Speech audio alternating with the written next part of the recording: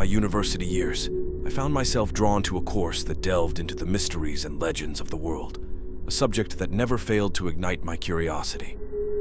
My closest companion during this academic exploration was Jake, a friend who shared my fascination for the unknown. Our professor, recognizing the enthusiasm within our group, orchestrated a field trip to a nearby abandoned town with a history as perplexing as the legends we studied.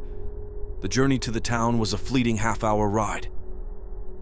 As our bus navigated along a dilapidated, winding road ensconced in thick woods, the anticipation among us mounted. The road eventually led us to a clearing, and as we disembarked onto the cracked road, overrun by waist-high grass, the town's eerie ambience unfolded before use. The towering stone structures, with their boarded-up windows, exuded a spectral presence that sent shivers down our spines. With all 30 students assembled, our professor, a beacon of academic prowess, took a head count before embarking on the quest to unravel the mysteries that shrouded this abandoned enclave. The buildings, some with gaps in the walls serving as makeshift entrances, and others with holes dug next to them, hinted at an untold narrative. These holes, seemingly excavated to access the basements, added a layer of unsettling complexity to our exploration. Amidst the crumbling structures, one building stood taller than the rest, capturing my imagination. As the professor guided the group towards the town's chapel, Jake and I, gripped by the allure of the tallest building, opted to break away for a private exploration. Venturing towards the imposing structure, our attention was diverted by a conspicuous hole near the back door, leading to a ladder descending into the abyss below. Without exchanging words, we knew we had to investigate.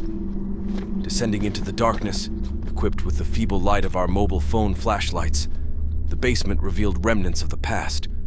A few beer bottles, a graffiti tag on the wall, and dusty wooden planks strewn about. A wooden staircase beckoned us upward, and despite the unsettling creaks of century-old wood, we ascended into the unknown. The upper floor was a labyrinth of interconnected rooms, engulfed in pitch darkness, shrouding the passage of time as if it were perpetual night.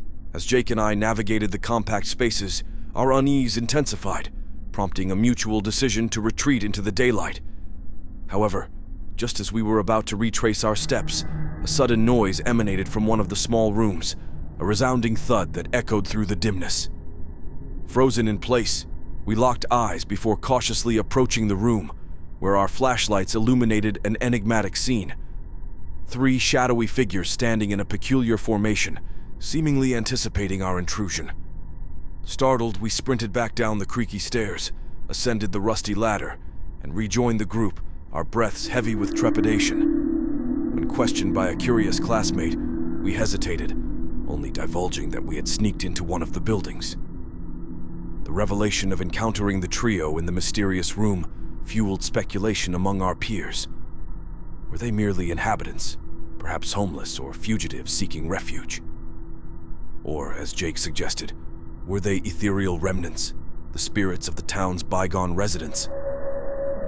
As we continued our exploration with the group, we couldn't shake off the lingering unease. Glancing back at the imposing building, we noticed a face at one of the higher-level windows that had not been boarded up, an image etched into our minds. The unspoken agreement to keep our encounter secret persisted, and as we left the abandoned town behind, the questions remained unanswered. I pondered the possibility of revisiting the town one day, not just to disprove Jake's spectral theory, but to unveil the truth concealed within its silent walls. The months following our mysterious encounter in the abandoned town cast a long shadow over my thoughts. The enigmatic figures we had glimpsed in that desolate room haunted my dreams, leaving me with an insatiable desire to unravel the secrets that lingered within the town's forgotten corridors. Despite the unease that clung to those memories, the allure of the unknown drew me back to that isolated place. One day, fueled by an unrelenting curiosity, I decided to revisit the town alone. The memories of that field trip resurfaced as I navigated the familiar, dilapidated road leading to the clearing where the abandoned structure is awaited. The overgrown grass whispered tales of a bygone era, and the towering buildings stood as silent sentinels, guarding the mysteries within. As I approached the tallest building, my heart raced with a mix of trepidation and excitement. The hole near the back door, the ladder leading into the abyss below, it all felt like a portal to another realm. Without hesitation, I descended into the darkness once again, my flashlight cutting through the shadows that clung to the basement walls. This time, armed with a determination to uncover the truth, I explored every nook and cranny of the basement. The beer bottles and graffiti seemed like relics frozen in time, each telling a fragment of the town's untold story. I ascended the creaky wooden staircase, retracing the steps Jake and I had taken on that fateful day. The upper floor, shrouded in perpetual darkness, felt both ominous and inviting. I cautiously moved from room to room, the echoes of my footsteps intermingling with the distant rustling of the wind outside. The air seemed charged with an energy that transcended the boundaries of time, as if the past and present coexisted within those decaying walls. As I explored further, I came across a room that had been concealed from us during our initial visit. Its entrance was hidden behind a crumbling wall, a secret chamber veiled in darkness. With trepidation, I stepped inside, my flashlight revealing a collection of old books and dusty artifacts scattered across the floor. It was a forgotten library, untouched for decades. The discovery heightened my sense of awe and curiosity. I carefully examined the books, their pages filled with handwritten notes and sketches. It became evident that this room held the key to the town's mysterious past. As I delved deeper into the contents, I uncovered tales of a once thriving community, shattered by unforeseen tragedies and haunted by a collective memory that refused to fade away. The more I read, the more the lines between reality and legend blurred. Whispers of supernatural occurrences, unexplained disappearances, and a town plagued by a dark force permeated the pages. The three figures we had encountered were not mere hallucinations or remnants of my imagination. They were spectral guardians, bound to the town by an otherworldly connection. As the revelations unfolded, I realized that the abandoned town was a nexus of forgotten stories and unresolved mysteries.